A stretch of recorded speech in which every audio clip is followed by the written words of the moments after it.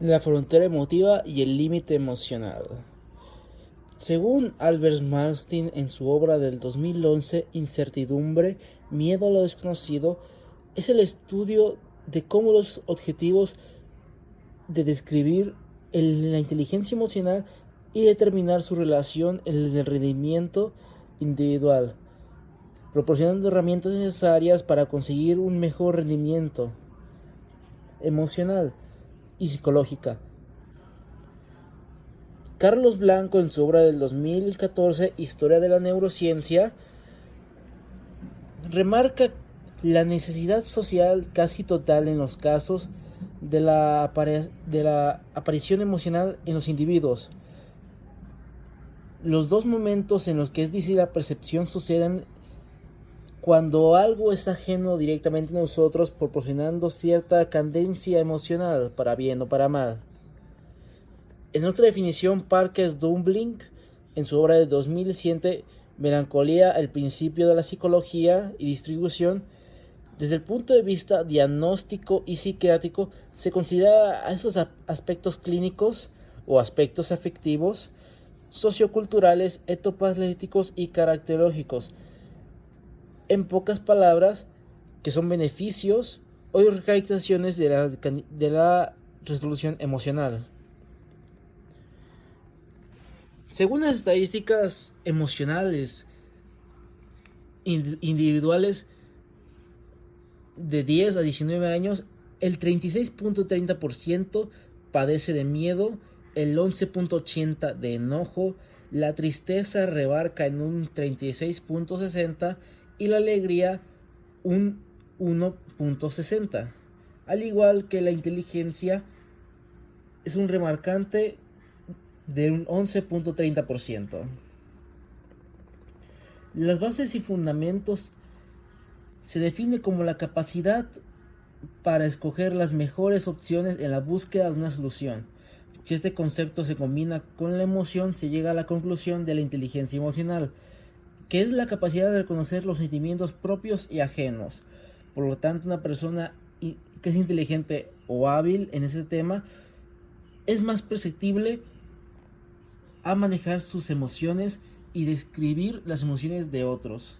Algunas de estas bases pueden ser la descripción de emociones y sentimientos propios, el reconocimiento de ellos y el manejo o el autocontrol, la creación de motivaciones o percepciones y la gestión de relaciones personales.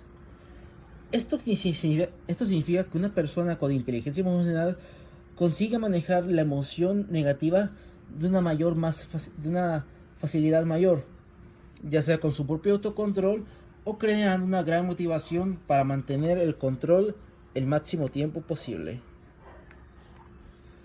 En este trabajo se asume que todo encuentro cognitivo existe una interpretación, un observador y un observando. Tal observador no puede ver todo el tiempo y por ello distinguen ciertos elementos como importantes y deja como entorno las que consideran como importantes, pero no relevantes. Para la explicación, en caso de conseguir y seguir con las instrucciones para un límite emocional adecuado, el autocontrol y la autocompasión, es preciso acotar quién observa la emoción y cómo la observa. Los observadores no son personas, son disciplinas. El objetivo de este apartado es presionar que la preocupación social de las emociones y que la neurociencia de las emociones cuando la observación observa la emoción para tener claro cuáles son sus puntos ciegos y puntos fuertes. Sociología de las emociones. Si uno lee la investigación empírica teórica social de las emociones, advierte que para ellas todas las emociones afectan al producto de la cultura, las instalaciones, la situación social, la interacción y la socialización. Por ejemplo, se dice que la cultura reproduce ciertas emociones ocasionadas que los individuos expresen: el respeto, la gratitud o la ira y el miedo, que son parte de la cultura de algunas comunidades de México.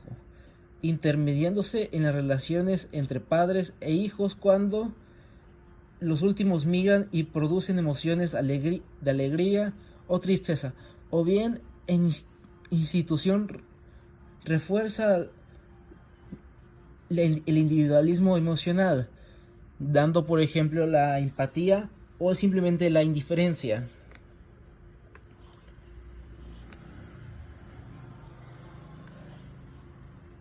En la cuestión de la observación, es un trabajo que asume todo el encuentro cognitivo. Existe una interpretación del observador, pero no siempre puede ser la misma de uno. Hay diferentes percepciones, no siempre será una misma ni una fija. Es muy fácil distinguir cierto concepto emocional o dar una intuición del mismo, pero la realidad es que no siempre es claro como aparenta ser. Sí, es predecible y posiblemente sea mucho más fácil distinguir, pero no cambia el hecho de que sea tan complejo y al mismo tiempo tan fácil. Otro ejemplo es la identificación del nivel de inteligencia emocional propio y distinguir las relaciones psicológicas y cognitivas del individuo ante las situaciones. Identificar el nivel de inteligencia emocional propio no es una tarea fácil porque a la diferencia de lo que se ocurre cuando quieren medir la inteligencia convencional o coeficiente de inteligencia personal, la inteligencia emocional no es una habilidad cuya apreciación es muy subjetiva. Y aunque no hay ninguna prueba que califique de manera contundente la inteligencia emocional, sí hay algunas cuestiones que sí se constan en la reflexión y la honestidad. Sirven como indicadores del nivel de inteligencia emocional, la personalización que posee el individuo. Otro aspecto es la personalidad. La relación entre el temperamento como se manifiesta a profundidad y las alteraciones del ánimo proviene de la antigüedad. En la actualidad se ha desarrollado una cierta concepción de temperamentos efectivos como depresión, hiperacción, irración, demencia, irritación, entre otros, como manifiestos subclínicas de algún trastorno de aspecto afectivo.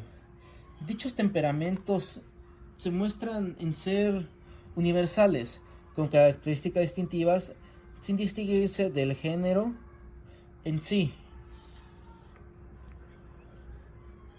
En estos conceptos dimensionales se han denominado respectivos trayectorias o autonomías.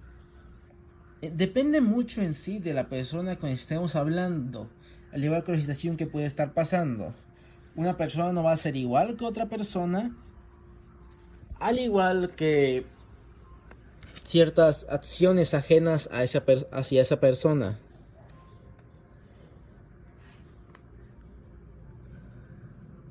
En estadísticas generales se podrían decir. Otro tema a hablar es la autoconciencia, que rebosa en tres bases: la conciencia emocional, la valoración adecuada a sí mismo y la confianza a sí mismo. Esto puede variar dependiendo a qué concepción tengas de esas ciertas palabras. La conciencia emocional es la distinción de la emoción ajena o propia a nosotros, distinguir la alegría como el enojo, la frustración como la timidez. La valoración a sí mismo es simplemente valorarte, saber lo que estás haciendo y por qué lo estás haciendo. Es más complicado ya que abarca más temas de lo esperado y fundamenta grandes bases dentro de la autoconciencia, pero a rasgos simples simplemente es la autoapreciación. La confianza a sí mismo es confiar en tus propias acciones, confiar en lo que hiciste y confiar de que todo podría salir bien o mal. La confianza es una cuestión de doble cara. No siempre va a parecer positivo o no siempre va a parecer negativo. Más bien depende mucho de la percepción de cierta persona, ya sea del individuo o del observador. Según un estudio de entre 10 a 19 años, dentro del 100